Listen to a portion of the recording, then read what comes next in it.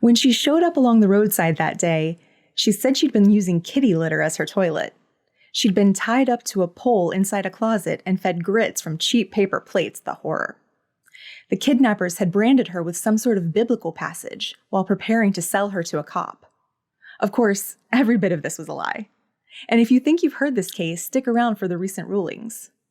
This is the story of Sherri Papini, the real-life Gone Girl.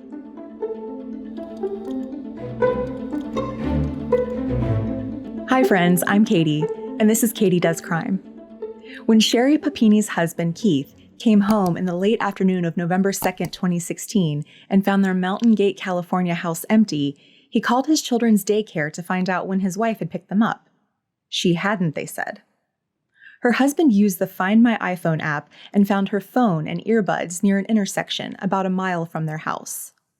It seemed a little strange that the phone seemed to have been placed just so precisely 2 feet off the road, but strands of her blonde hair had been tangled in the earbuds, which could only mean one thing: Sherri had been kidnapped. The FBI was called in to help with the search for Sherri, and hundreds of tips flooded in. Sherri was born in that same area of California on June 11, 1982, and was just the kind of person who gets worldwide attention after disappearing. She was a white blonde beauty with startling blue eyes and Disney princess features. She had married her husband in 2009 after meeting him in middle school. He was her first kiss. She was now a devoted mother to their 2- and 4-year-olds. And 6 years into their marriage, Keith said, sure, they had the occasional fight like any couple does. But their last fight was a month ago, over a messy room, not anything that would cause investigators to look Keith's way.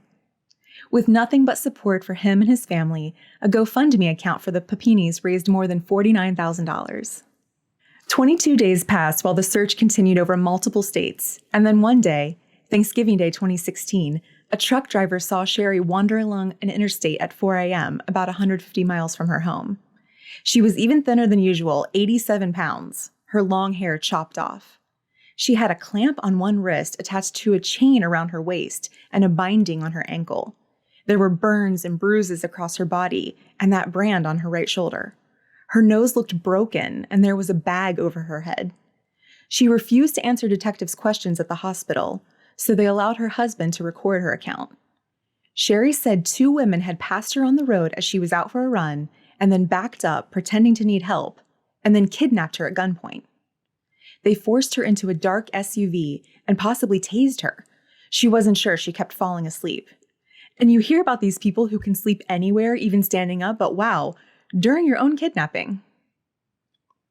One of the women was 20 to 30 with curly hair and thin eyebrows, and the other was 40 to 50 with straight hair, thick eyebrows, and breath that smelled like sweet coffee.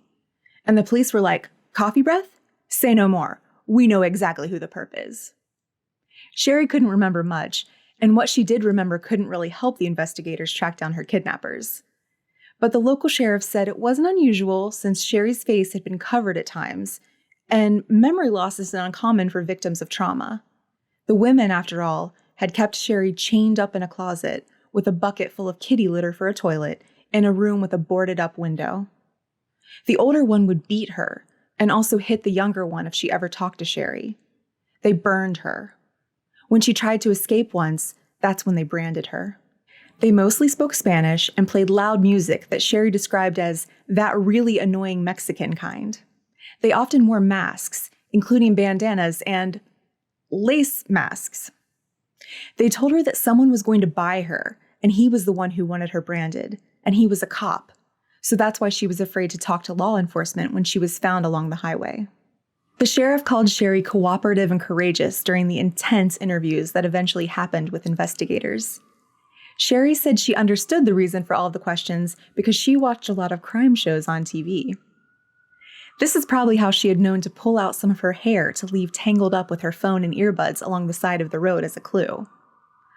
On the last day of her abduction, she said that she had heard a gunshot, and then the younger woman took Sherri out in a car and dropped her off near the highway. No one knew if Sherri was the specific target of the kidnapping or a chance encounter, and no one knew the reason for the release, and no one could figure out what that brand said. In the months after her reappearance, the media continued to report on her case, calling her the California supermom, and saying that she was living quietly out of sight with her family, trying to put her life back together. Neighbors said that it was weird that they had never seen her jogging before or after that day when she was abducted, but investigators continued to treat the case as if Sherri was telling the truth. They made police sketches that showed the women in masks because Sherri hadn't seen their mouths. They showed her photos based on tips that came into the FBI, but she couldn't identify anyone. Her story would change a little along the way. The branding now happened because she was making too much noise, and she had to apologize for lying about getting a massive foot wound while supposedly fighting her attackers. So some were skeptical about whether or not the kidnapping might have been staged for money. Now, Sherri has a bit of a past, after all, with the police. A police incident report from 2003 shows that Sherri's mom once called the police for help when Sherri was apparently self-harming and blaming her mom for the resulting marks. And Sherri's father and sister both reported incidents where she burglarized and damaged their homes. It was ultimately a DNA match that would take Sherri down years later. When she was recovered that Thanksgiving Day, Sherri had been wearing a gray sweatsuit and the underwear she was originally abducted in. In the underwear was DNA from an unknown male. In 2020, a familial match came back linking the DNA to the family of Sherri's ex-boyfriend. A bottle collected from the ex's trash confirmed the match. They also found a Facebook photo on the ex's brother's Facebook page that looked suspiciously like the one Sherri had described being strapped to and branded on. This ex-boyfriend's name was James Reyes, and he works at a sports shop in Costa Mesa, California. In August 2020, ex-boyfriend James was interviewed and admitted that he had helped Sherri run away from what she said was her abusive husband. The police supposedly weren't helping her even after she filed reports against him. They'd been friends since they were 13 or 14 and had previously been engaged, so of course he just wanted to help a good friend. Sherri had called him one day out of nowhere and said she'd been saving some money and had a plan to escape and be with him. They got prepaid phones to be anonymous and made a quick plan for him to drive 600 miles from Southern California to get her. No one else had helped them. There were no Hispanic women involved. James said Sherri lay down in the back seat to avoid being seen and slept for most of the drive. So at least she wasn't lying about the sleeping part. For the 22 days Sherri was supposedly kidnapped, he said that she stayed inside James's house, allowing him to clothe and feed her and sleep on the couch while she took the bed. They talked and hung out. She cleaned the house a couple of times. He boarded up the bedroom window for her. She purposely seemed to be eating small portions to lose weight, and she cut her own hair. He was confused about why she was beating herself up, although he obliged when she asked him to shoot a hockey puck at her leg and brand some phrase onto her shoulder using a wood-burning tool from Hobby Lobby. He wanted to keep the tool and maybe enjoy a wood project in the future, but Sherri wouldn't let him. She also had a rash all over her arms from using some sort of cleaning supplies to scrub stains out of his carpet. And I'm just like, wow, what a romantic time these two had together. She's chopped off her hair in a skeletal. He's not allowed to have any fun with his wood tool. She basically has her room boarded up and doesn't leave, and she's covered in hives. So it's no surprise that Sherri asked him to take her home just before Thanksgiving 2016. She missed her kids.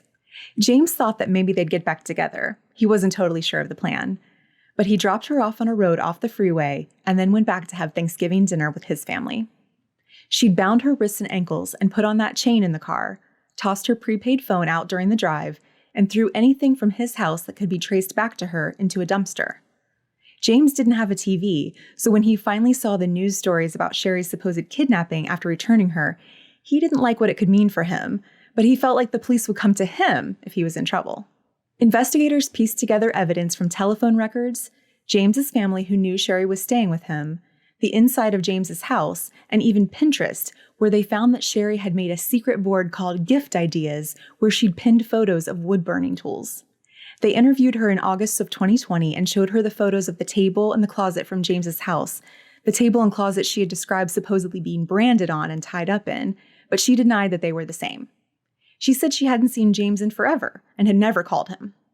Until her husband left the interview room, and then she admitted that, okay, she had talked to him a little on his work phone, but nothing more.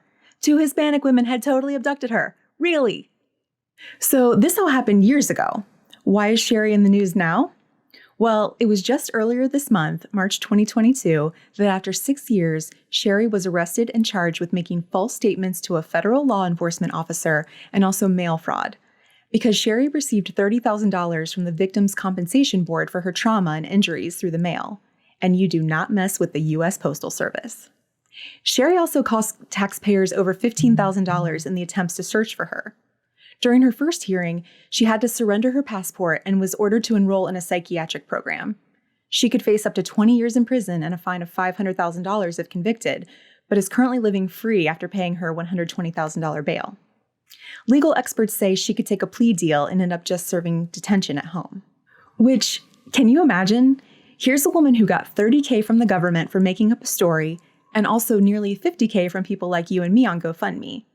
That money, by the way, was partly spent paying off Sherri and Keith's credit cards, and the rest was transferred to their personal bank accounts to spend on whatever they liked. So she makes money while calling out Hispanic women for supposedly being dangerous. It's no surprise that investigators found this blog post from 2003 on a white supremacist website where someone with Sherri's maiden name said she was proud of her blood, and Latina girls at her school hated her for being drug-free and noble. Sherri's ex-husband said it was written by someone else as a prank and that he and Sherri had a diverse group of friends, so they can't be racist. And speaking of ex-husbands, there are a number of men in this story who aren't Sherri's current husband, Keith. Sherri originally married another man in 2006 because she either needed his military medical insurance for a heart murmur or problems with her lady eggs. Sherri's current husband and ex-husband tell different stories. She seemingly cheated on him because when he returned from a deployment, she told him she'd found someone new. After they divorced, friends told him Sherri had a history of lying and had made up stories about her family abusing her as a child. Sherri also had 2 men's numbers stored in her phone under women's names when she supposedly went missing in 2016. The first man had spent the weekend with her once in 2011 while the married Sherri was out of town for work, and they'd continued to flirt over text over the years. The day before her disappearance, she texted him about meeting up. The second man had dated Sherri years before she was married and called her an attention-hungry person who told stories to get attention. And then there was ex-boyfriend James, who said he slept on the couch while Sherri stayed with him, but his DNA in her underwear might argue otherwise. So what do you think? Did Sherri just need a little vacation away from her husband and kids?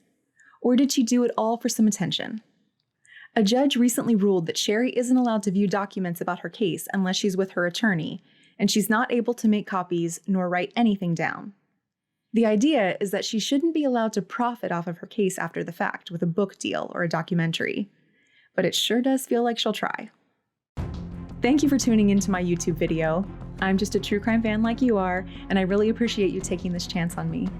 Please like this video and subscribe to my channel if you liked spending this time together. I would be so appreciative. Until next time, I'm Katie, and this has been Katie Does Crime. That the phone post from 2013, that's not the date. Nope. He called his earbuds along the side of the road as a clue. Earbugs? Do you like earbugs? Because she lost thinner than ever. 27 pounds. That's ridiculous. She was not 27 pounds. She's 87 pounds. Sorry. Why did I say that? Whatever. I tried.